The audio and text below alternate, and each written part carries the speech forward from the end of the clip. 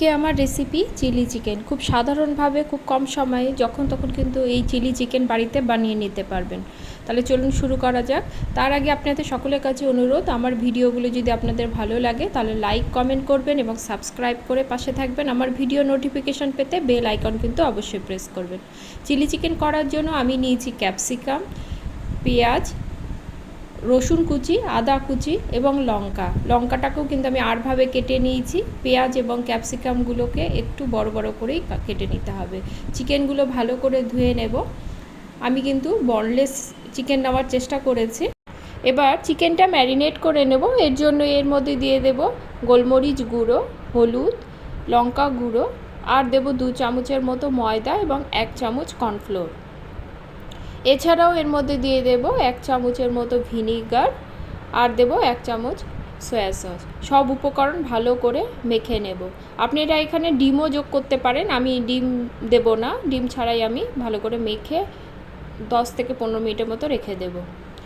একটা বাটিতে 1 চামচের মতো কর্নফ্লোর নিয়ে জলে গুলে রেখে দেব। আমি আমার চিকেনের পরিমাণ অনুসারে কিন্তু রান্নাটা করছি, আপনাদের চিকেনের মাপ অনুসারে পরিমাণটা কিন্তু বাড়িয়ে বা কমিয়ে দেবেন। এবার অপর একটি বাটিতে আমি 2 চামচের মতো টমেটো সস, 1 চামচ সয়া সস, 1 চামচ চিলি সস এবং 1 চামচের মতো সিজওয়ান সস দেব। সিজওয়ান সস যে কোনো চাইনিজ রান্নাতে কিন্তু খুব ভালো যায়। সসটা মিশিয়ে নিয়ে আমি এবার চিকেনটা ভেজে নেব। এর জন্য কড়াতে দিয়ে দেব সাদা তেল। তেলটা গরম হলে চিকেনের পিসগুলো একটা একটা করে দিয়ে দেব। গ্যাসের ফ্লেমটা মিডিয়াম টু লোতে রেখে ধীরে ধীরে চিকেনটা কিন্তু ভেজে নেব। এতে চিকেন ভাজাটা খুব ভালো হয় এবং 80%-এর মতো কিন্তু চিকেনটা ভাজতেই কুক হয়ে যাবে।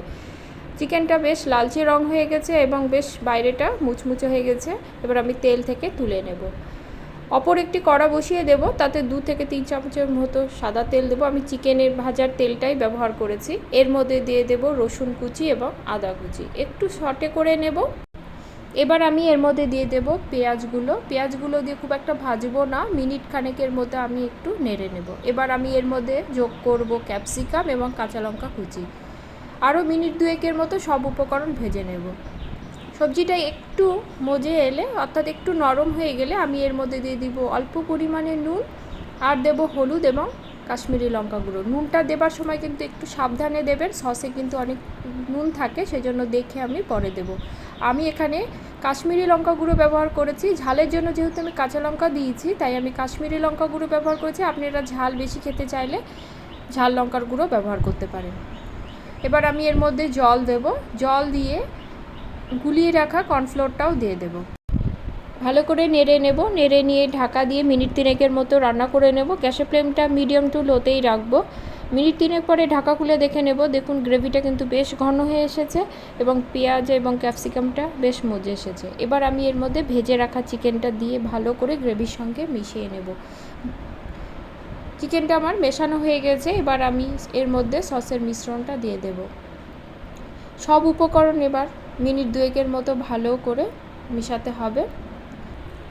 স্বাদের জন্য দেব অল্প পরিমাণে চিনিটা দিলে কিন্তু এই চিলি চিকেনের টেস্টটা বেশ ভালোই লাগে। আর দেব অল্প পরিমাণে নুন। চিনিটা অপশনাল, আপনারা না চাইলে নাও দিতে পারেন। ঢাকা দিয়ে 5 মিনিটের মতো রেখে দেব। ঢাকা খুলে দেখে নেব। দেখুন কতটা সুন্দর হয়েছে দেখতে, একটা কিন্তু সুন্দর গন্ধ বের হচ্ছে। আপনারা যদি এরকম গ্রেভি রাখতে চান সেক্ষেত্রে গ্যাসের ফ্লেমটা অফ করে দিয়ে পরিবেশন করতে পারেন। আমি কিন্তু একটু শুকিয়ে নেব। আরও মিনিট 5-এর মতো আমি রান্না করে নেব। আজকের চিলি চিকেন রেসিপিটি যদি আপনাদের ভালো লেগে থাকে তাহলে বাড়িতে তৈরি করার অনুরোধ রইল এবং কমেন্টে কিন্তু অবশ্যই জানাবেন। চিলি চিকেন রান্নাটা হয়ে গেছে। রুটি, পরোটা, ফ্রাইড রাইস সব কিছুর সঙ্গেই কিন্তু এই চিলি চিকেন ভালো যাবে। আজ তাহলে এই পর্যন্তই, দেখা হবে পরে কোনো রেসিপি নিয়ে। সকলে ভালো থাকবেন। ধন্যবাদ সকলকে।